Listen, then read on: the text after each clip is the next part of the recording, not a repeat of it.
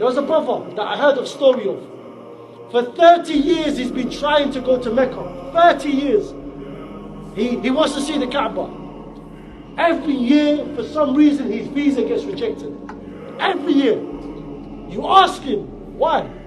Bro, look, I'll show you the papers, my guy. Saudi Arabia is not accepting me for no reason. I don't have a criminal record, I don't have nothing. Akhi, there must have been something you done that's so terrible. Allah subhanahu wa ta'ala does not allow you to enter his house.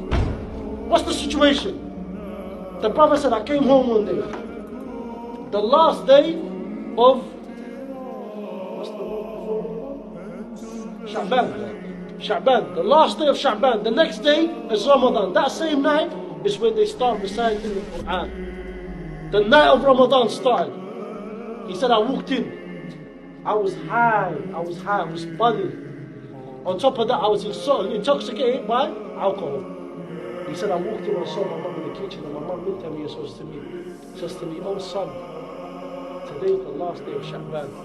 Tonight is the first day of Ramadan. My son, repent to Allah.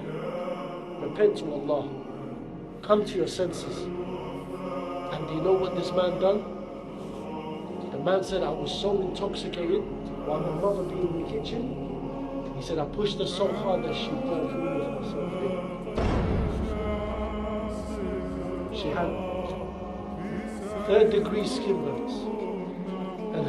And whatever she was wearing started to be stuck onto her arm.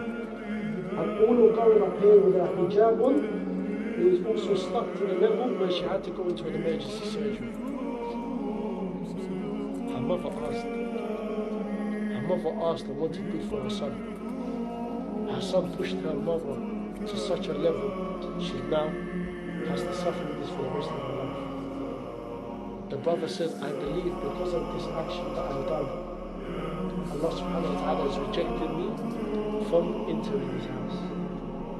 So the Sheikh said to him, go to your mother and ask her for forgiveness. He said, how can I go to my mother and ask her for forgiveness when she has returned back to Allah?